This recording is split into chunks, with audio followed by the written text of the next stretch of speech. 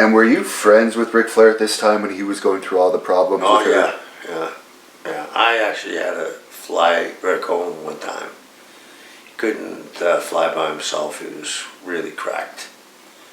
And I got him on the plane, and Ole said to me, "Why'd you miss the town?" I told him. He said, "Yeah, I understand."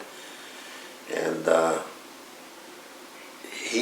I think that Hurd loved picking on Flair, because Flair would fight back.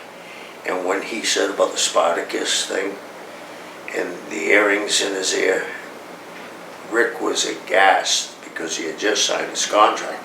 You could see in his head, boy, what a mistake I made. I should have went to WWE now and they can hold me hostage. So he fell apart, and I think I would have handled it differently, hopefully, but I'm not so sure I would have. What did you think about them letting him go and then him going to WWE and having the WCW title? Well, the thing about it was,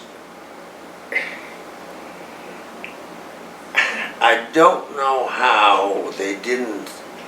You can't ride a guy like this, okay? Then he goes home.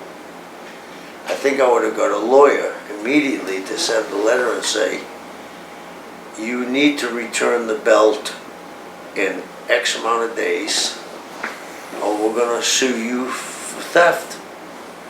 Because I'm not sure how that belt, back in the day, you used to have to put a deposit for that belt, so things like this wouldn't happen. Now, I don't know if the company, Turner, I'm surmising that Turner paid whoever for the belt, and it was their property, because it ended back up with WCW. And then they put a cease and desist order on Vince, and they had to digitize the belt out, if you remember. Yeah, well, I think they did that because he had to send the belt back at that time, so they just had like a different belt. And okay. That's what I heard Flair say. Okay. And also the reason why he was able to take the title home was because he did have a deposit on it, right, and they hadn't paid him the deposit back. Okay. So that explains that part. Yeah, and I said the deposit, so there it is. Yeah. So I guess your friendship with Flair dates back a long way. Oh, I knew when I first went to Charlotte. I met Rick. I'll tell you a story. I remember going up with Dusty was booking Florida in the early '70s, and him having a picture of a 300-pound kid, and saying, "This is going to be the next star here." His name is Rick Rhodes. He was supposed to be Dusty's little brother.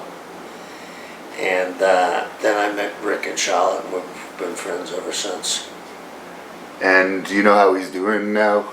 He seems to be doing okay, but I mean, he's been through some trials and tribulations with his health problem. I hope to God that, he doesn't go back to what got him into the hospital.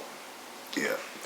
And I guess the toughest part, and I'm not saying this in a bad way, but like, if you're used to drinking every day of your life, to not be able to drink anymore would be extremely tough to accomplish. I think so too, but I think if they tell you the next drink may be your last one, you'd think twice, hopefully.